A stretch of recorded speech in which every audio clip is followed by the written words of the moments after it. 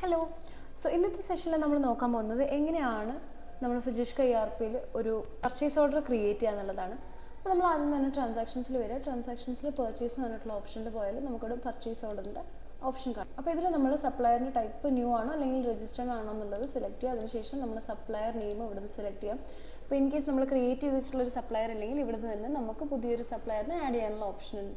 അതിനുശേഷം നമുക്ക് reference number ഉണ്ടെങ്കിൽ അത് പ്രൊവൈഡ് ചെയ്യാം. പർച്ചേസ് ടൈപ്പ് ഏതാണോ അത് ഇവിടുന്ന് സെലക്ട് ചെയ്യാം. പിന്നെ ഡെലിവറി ഡേറ്റ് കൊടുക്കുക. ഇനി നമ്മൾ പ്രൊഡക്റ്റ് ആഡ് ചെയ്യുന്ന സമയത്ത് നമുക്കൊന്നെങ്കിൽ ബാർകോഡ് വെച്ചിട്ട് സെർച്ച് ചെയ്യാം, അല്ലെങ്കിൽ നമുക്ക് പ്രൊഡക്റ്റ് മാനുവലായിട്ട് സെർച്ച് ചെയ്തെടുക്കാൻ പറ്റും. പിന്നെ നമുക്കിതിൻ്റെ സൈഡിൽ ലോ സ്റ്റോക്ക് ഐറ്റംസ് എന്ന് പറഞ്ഞിട്ടുള്ളൊരു ഓപ്ഷൻ ഉണ്ട്. ലോ സ്റ്റോക്ക് ഐറ്റംസ് ക്ലിക്ക് ചെയ്തിട്ടുണ്ടെങ്കിൽ നമുക്കിപ്പോൾ ഒരു പ്രൊഡക്റ്റ് ക്രിയേറ്റ് ചെയ്യുന്ന സമയത്ത് നമ്മൾ മിനിമം സ്റ്റോക്ക് കൊടുത്തിട്ടുണ്ടെങ്കിൽ ഇപ്പോൾ മിനിമം സ്റ്റോക്ക് ഒരു പ്രൊഡക്റ്റിൻ്റെ ഇവിടെ നമുക്ക് കാണാം 9 ആണ്.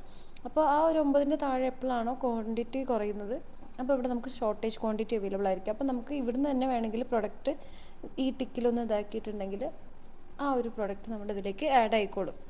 ഓക്കെ, അപ്പോൾ ഇവിടെ നമുക്ക് ക്വാണ്ടിറ്റിയും കാര്യങ്ങളും സെലക്ട് ചെയ്യാം, അതുപോലെ തന്നെ യൂണിറ്റ് സെലക്ട് ചെയ്യുക, എന്നിട്ടൊന്ന് ആഡ് ചെയ്യാം.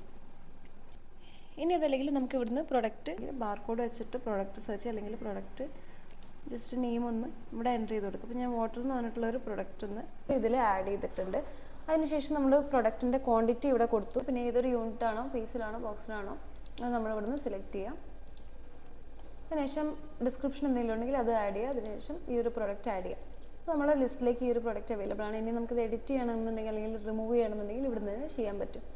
അതിനുശേഷം നമ്മളൊന്ന് സബ്മിറ്റ് കൊടുക്കാം. അപ്പോൾ ഈ ഒരു പർച്ചേസ് ഓർഡർ കംപ്ലീറ്റ് ആയിട്ടുണ്ട്. അതിനുശേഷം നമുക്കിതിൻ്റെ പ്രിവ്യൂ ഇവിടെ അവൈലബിൾ ആയിരിക്കും. നമുക്ക് നമ്മളുടെ പർച്ചേസ് ഓർഡേഴ്സ് നമ്മൾ ചെയ്ത് വെച്ചത് കാണുന്നുണ്ടെങ്കിൽ നമ്മളിവിടെ ലിസ്റ്റിൽ പോവാം.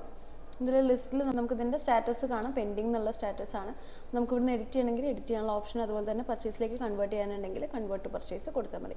അപ്പോൾ ഇത്രയാണ് നമുക്ക് പർച്ചേസ് ഓർഡറിൻ്റെ കേസിൽ വരുന്നത്.